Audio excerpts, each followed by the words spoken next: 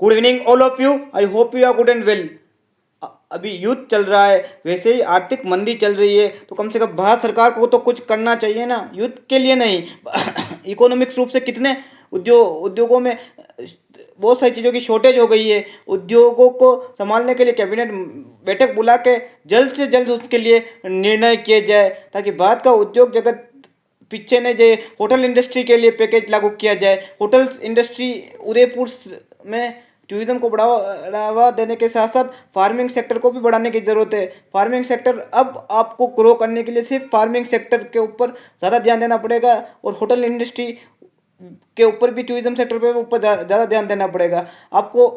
तो इलेक्शंस वगैरह किससे फुर्सत है नहीं सरकारों को।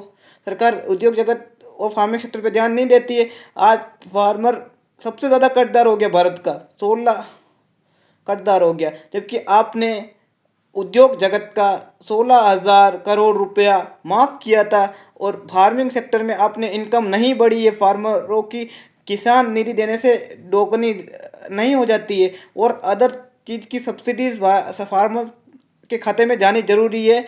किसानों को कम से कम लोन 0% 0% इंटरेस्ट रेट पे ब्याज पे लोन मिलना चाहिए, तो पहले मिला करता होगा कोऑपरेटिव बैंक से।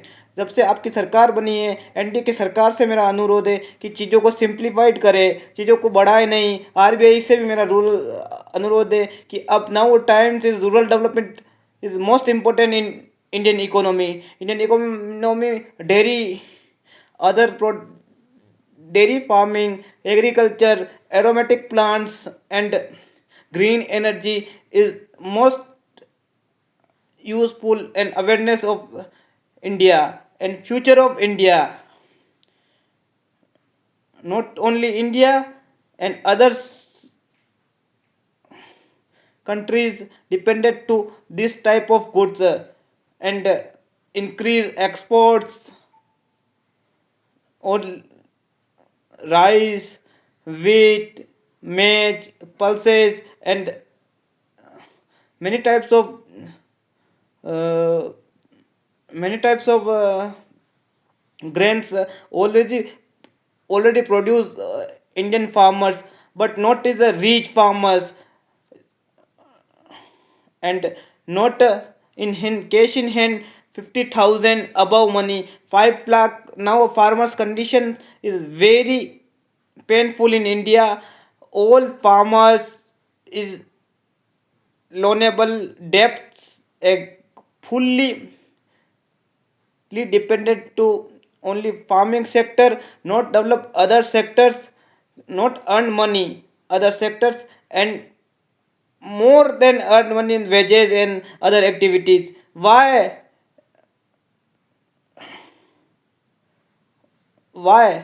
government is not government is not improve conditions, only promises. Government only promises is not sufficient in Indian economics.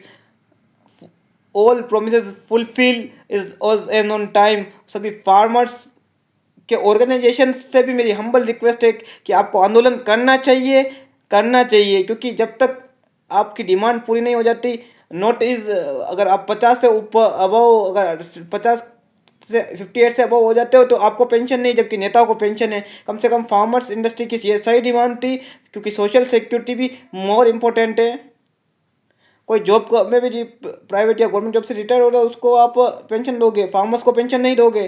Farmers को अपना हक लड़ने का अधिकार नहीं है। साथ साथ होटल इंडस्ट्री, उद्योग जगत के लोगों को क्या अपनी आवाज़ उठाने का अधिकार नहीं है? क्या उद्योग जगत में लोग, आपको बिजनेस इतना आसान लग रहा है, इतना आसान नहीं है कि ये वो कर देते। ये बेचारे कितने लोगों को रोज़गार देती है पूरी होटल इंडस्ट्री, पूरा फार्मिंग सेक्टर कितने लोगों को रोज़गार देता है। आप उस चीज़ों को ध्यान आकर्षित करने के बजाय, और फार्मिंग सेक्टर के लोगों को मैं कहना चाहूँगा कि आपका केसीसी का संपूर्ण कर्ज माफ़ न हो, और साथ साथ केसीसी की लिमिट के ऊपर आरबीआई के रूल्स अपडेट नहीं हो, तो आपको आंदोलन करना चाहिए, क्योंकि हम सरकार से नहीं लड़ रहे, हम अपनी ना हक लेने के लिए लड़ रहे हैं, और जो सही कर रहे हैं वो, बट क्योंकि हमारी दो एनडीए सरकार कब की बैठी हुई है जिसने अडानी के 16,000 करोड़ रुपए माफ़ कर दिए। बाकी दूसरे लोग के को कोई मिडिल क्लास, कोविड पेंडेमिक था, उस किसी की जॉब गई, किसी का बिजनेस पे इफेक्ट पड़ा, आपने उस सेक्टर के ऊपर बिल्कुल ध्यान नहीं दिया। बाकी आपने 16,000 करोड़ रुपए अडानी और अंबानी के माफ़ कर दिए।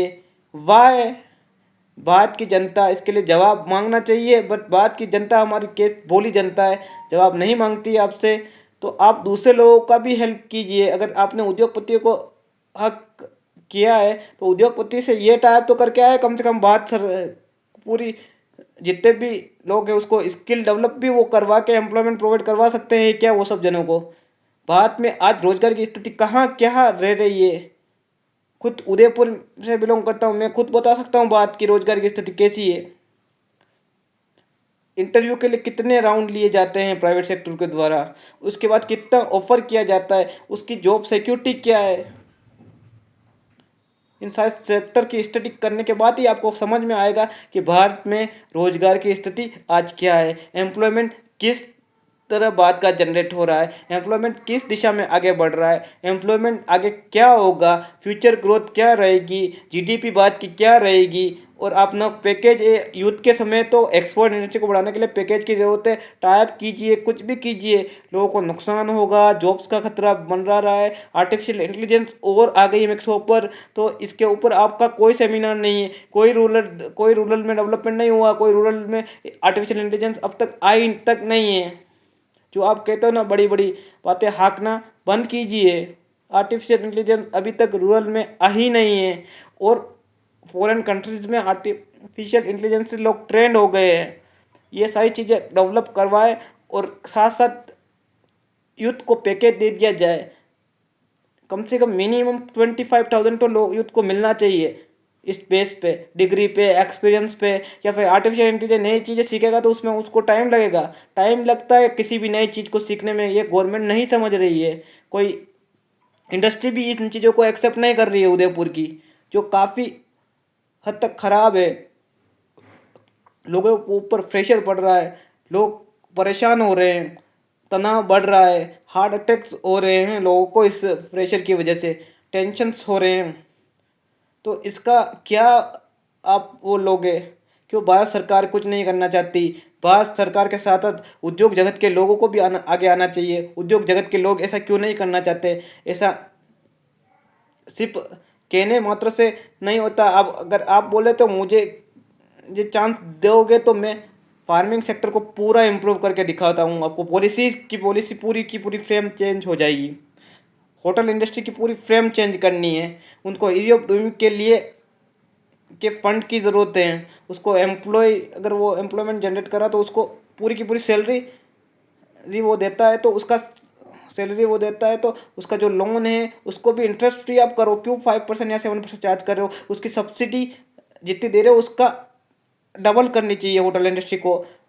विला के लिए, उसके लिए अलग अलग टाइप के लिए अलग अलग सब्सिडीज़ होटल इंडस्ट्री को भी देनी चाहिए, क्योंकि होटल इंडस्ट्री अच्छी मात्रा में भारत में रोजगार बना रहा है अभी ना उदयपुर में। तो ये सब कुछ करने की ज़रूरत है, क्योंकि इंडिया की बैकबोन बन सकता है ये एग्रीकल्चर और होटल इंडस्ट्री। एक इंडिया की तो बैकबोन, जो टूरिज्म सेक्टर है वहाँ पे बैकबोन बन सकता है। और साथ साथ मैं ये बोलना चाहूँगा कि पास के रूरल डेवलपमेंट में कितने लोगों को और स्थानीय स्तर के लोगों को भी ये होटल इंडस्ट्री की हम्बल रिक्वेस्ट है कि इनको भी आप एम्प्लॉयमेंट जनरेट करावे, एम्प्लॉयमेंट दे देवे, ताकि ये आपकी इंडस्ट्री को आगे बढ़ा सके, इनको भी रोजगार वहाँ का वहाँ मिल जावे। इससे गवर्नमेंट भी स्ट्रक्चर करके ऐसी पॉलिसी बनावे तो होटल इंडस्ट्री भी ये रोजगार दे पाएगी लोगों को। होटल इंडस्ट्री अगर रोजगार देती है तो वो उसमें कोई ख़राब चीज़ नहीं है। होटल इंडस्ट्री को भी स्थानीय स्तर के लोगों को कम से कम उस जहाँ पे होटल लगे, कुछ भी लगे, तो 30% रिजर्व रखना चाहिए। ना मैं ये बोल रहा हूँ आप ज़बरदस्ती दो, स्किल और टैलेंट को टेस्ट करके दो, बट एम्प्लॉयमेंट जनरेट होना चाहिए किसी भी वजह से हो। भारत में एम्प्लॉयमेंट की सख्त ज़रूरत है। एम्प्लॉयमेंट अगर भारत का इम्प्रूव होगा तो भारत आज देश तेज़ी से ग्रोथ करेगा, क्योंकि डिमांड बढ़ेगी, सप्लाई चेन बढ़ेगी इंडिया खुद में अंदर। तो एम्प्लॉयमेंट जनरेट होगा कि नहीं होगा, आप खुद समझो इस चीज़ का। Thank you for listening to be. मेरा वीडियो आपको अच्छा लगे इसे लाइक शेयर सब्सक्राइब कर दीजिएगा।